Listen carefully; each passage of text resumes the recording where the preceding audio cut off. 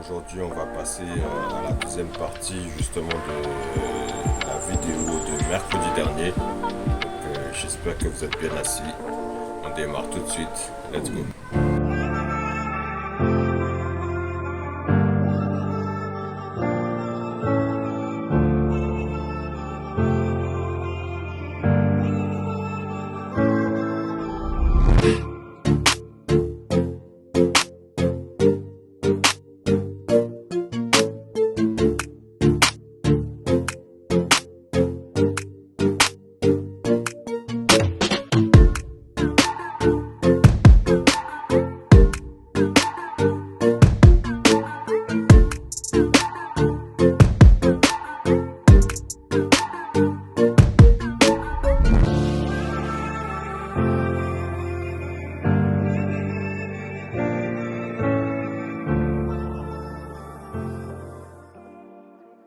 Alors du coup, ce qui est pas mal étonnant concernant les objectifs, c'est que on peut s'apercevoir que au final, même en fourgon aménagé ou simplement en voiture, bon moi personnellement, il m'est arrivé déjà plusieurs fois de dire bon ben ouais, on va du côté de Clermont-Ferrand, sortir de Paris pour aller du côté de Clermont-Ferrand et au final on se retrouve en Espagne.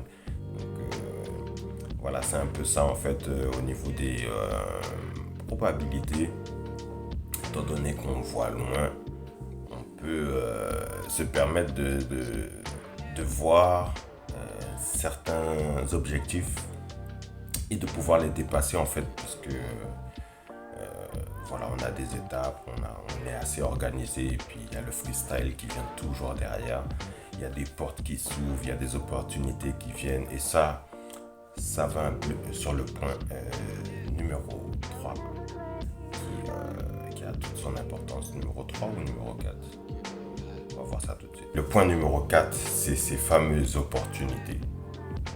Savoir remarquer les opportunités. Dans notre vie, on a pas mal d'images, pas mal de portes en fait qui s'ouvrent.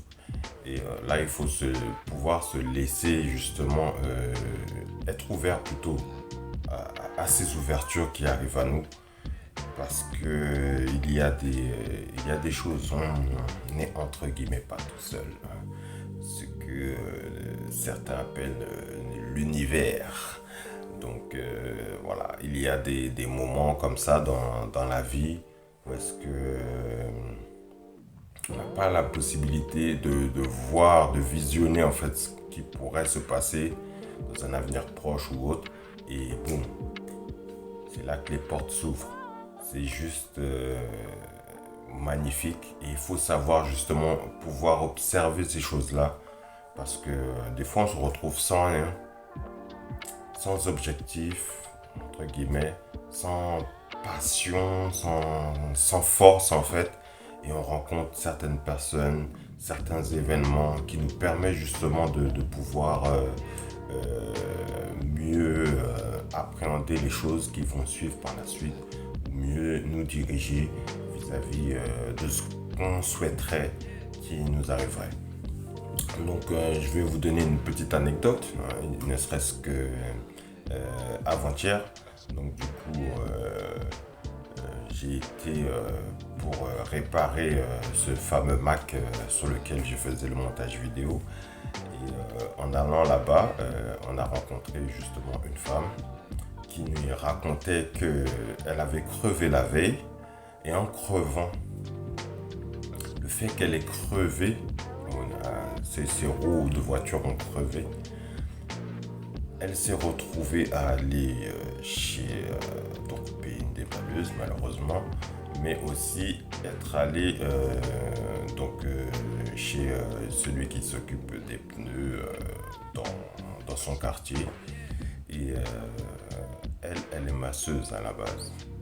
Et comme ça, d'un coup, justement, celui qui s'occupe justement des pneus lui a demandé un rendez-vous pour sa femme pour qu'elle puisse justement exercer son métier de massage. Et tout en sortant de là, elle a rencontré encore une autre personne qui souhaitait encore une séance de massage. pour vous dire que voilà, les choses, rien n'arrive pour rien, tout a une raison, tout a un but. Il faut savoir observer les choses. Parfois, on ne les voit pas. Parfois, si on est un peu plus concentré, on peut les voir. Et tout est image en fait. Tout est subtil. Et c'est des images qui arrivent là-dedans. Et sinon, c'est pas des images toujours physiques. Donc, ce sont des liens en fait. C'est ce que j'appelle l'image, c'est plus des liens qu'il y a avec ce qu'on vit et les portes qui s'ouvrent en face de nous. Et là, il faut savoir choper justement ces opportunités-là parce qu'elles ne se représenteront pas toujours. Et donc, il faut être sur le qui-vive pour pouvoir aller vers elles.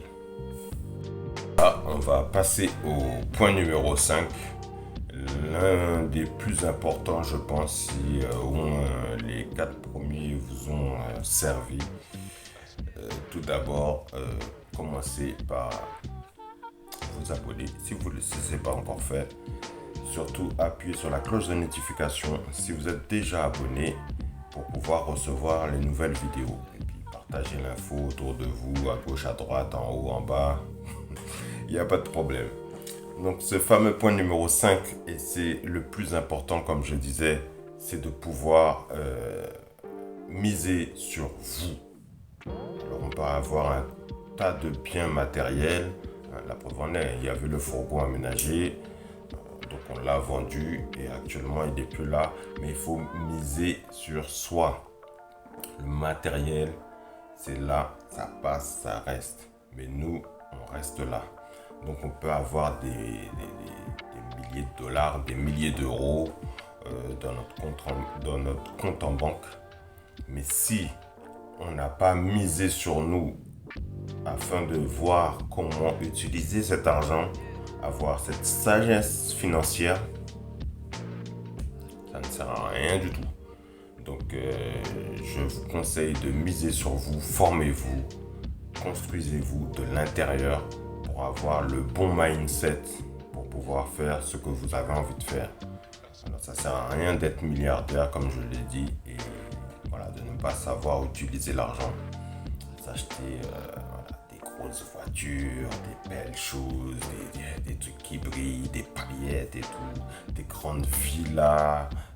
Bon, ça peut être bien d'avoir une grande villa. Maintenant, est-ce qu'on l'utilise réellement? Et c'est un peu ce que j'ai surtout, et je pense que beaucoup de Van Knifers aiment, c'est de pouvoir minimiser tout ce qu'on utilise à longueur de temps dans des appartements et tout. Et c'est vrai que voilà, dans la Van Life, on vit au plus simple. On a déjà un peu l'état d'esprit, être sur la route, ne pas avoir beaucoup d'attaches matérielles, mais d'avoir plus des attaches, on va dire, spirituelles. Donc tout se passe dans l'esprit. Et voilà, on s'en rend bien compte. Bon, j'ai déjà parlé de ça dans une autre vidéo, mais là, c'est pas le sujet. On se rend bien compte qu'avoir un camping-car ou un van aménagé, vivre à l'année dedans, les charges sont bien moindres que d'avoir un appartement. Il suffit de payer juste l'assurance et puis l'essence. Et voilà, on a une maison roulante, on a de l'eau un peu gratuite un peu partout, en tout cas en Europe. Et même ça arrive aussi en Afrique si les gens ils ont un peu le cœur sur la main. C'est vrai que dans le désert c'est un peu compliqué. Bon, on va pas s'étendre dans le désert, plutôt dans la Mauritanie c'est un peu compliqué parce que là-bas certaines personnes payent l'eau. Alors tout ça pour dire voilà, misez sur vous. Il n'y a que vous qui pourrez faire la différence. C'est ce qu'il y a là-dedans qui change le reste des choses. Miser sur le matériel, ça ramène pas bien loin. Ça empêche plus d'évoluer qu'autre chose parce qu'on est attaché à plein de matériel auquel on ne veut pas se séparer parce que, je vous le dis, ça a été très compliqué de passer d'un appartement au fourgon Et il y a beaucoup de choses voilà, qui sont parties, il y a beaucoup de choses qui sont restées. Et voilà, se séparer de choses matérielles, ça fait un peu le ménage là-dedans. Et c'est un peu ça pour le point numéro 5. Alors je vous invite vraiment à pouvoir déblayer, déménager tous les meubles qu'il y a à l'intérieur qui ne servent pas au final pour pouvoir les remplacer par des formations. Formez-vous, apprenez de nouvelles choses. Voilà, c'est comme ça qu'on y arrive.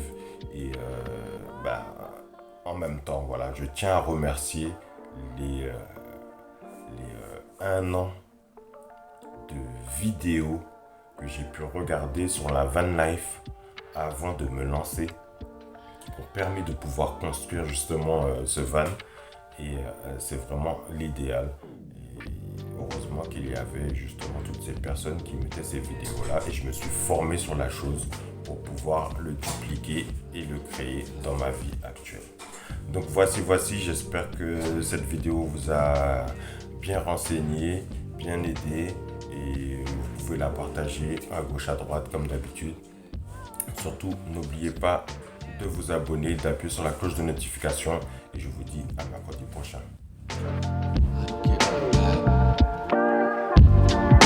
Ciao.